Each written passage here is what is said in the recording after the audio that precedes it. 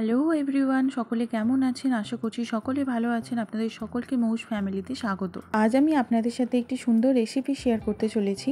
তার আগে অবশ্যই বলে দিই, যদি আপনি আমার ফ্যামিলিতে নতুন হয়ে থাকেন অবশ্যই প্লিজ আমার চ্যানেলটিকে সাবস্ক্রাইব করে চ্যানেলটির পাশে থাকুন, এবং যদি কোনো ভুল থেকে থাকে অবশ্যই আমাকে মার্জনা করে আমায় কমেন্ট করে জানাবেন যে আমি আরও কিভাবে ইমপ্রুভ করতে পারি। তো প্রথমে আমি একটি প্রেশার কুকারের মধ্যে কাঁচকলা এবং আলুগুলোকে এভাবে কেটে নিয়েছি, এবং এটাকে আমি প্রেশার কুকারের মধ্যে একটু সামান্য পরিমাণ নুন দিয়ে এটাকে সেদ্ধ করে নেব। অপরদিকে একটি মিক্সার জারের মধ্যে পেঁয়াজ কুচি, টমেটো কুচি এবং কাঁচা লঙ্কা পরিমাণ মতো নিয়ে নেব, এবং এর সাথে যদি একটু কাজু বাদাম অ্যাড করেন তাহলে এটি আরও সুস্বাদু খেতে লাগবে। এই সম্পূর্ণ মিশ্রণটিকে এবার আমি মিক্সচার মেশিনে পেস্ট করে নেব। অপরদিকে একটি প্লেটের মধ্যে ধনে গুঁড়ো, নুন, জিরে গুঁড়ো, লঙ্কা গুঁড়ো এবং হলুদ গুঁড়ো নিয়ে নেব। আগে থেকে বাওয়ালে রাখা সেদ্ধ কলা এবং আলুতে আমি এই মশলাগুলিকে মিক্স করে নিলাম।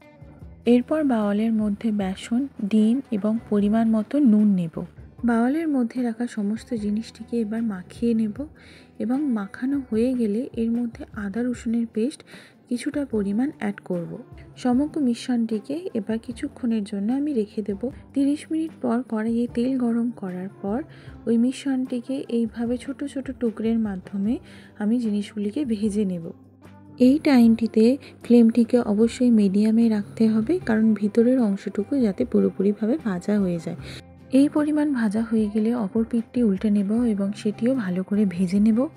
এই ভাজা বড়াগুলিকে আপনি ইভিনিং স্ন্যাক্স হিসেবেও ব্যবহার করতে পারেন।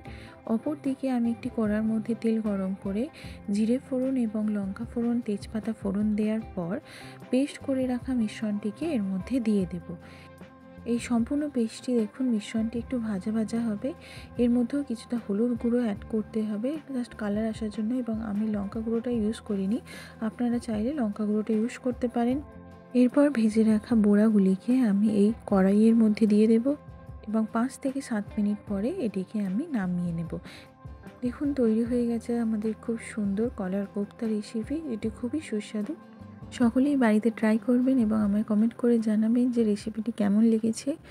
এবং আমার পরিবারে যদি আপনারা নতুন হয়ে থাকেন অবশ্যই পরিবারের পাশে দাঁড়াবেন, আমার চ্যানেলটিকে সাবস্ক্রাইব করবেন। সকলে ভালো থাকবেন, সুস্থ থাকবেন। সকলকে অসংখ্য ধন্যবাদ।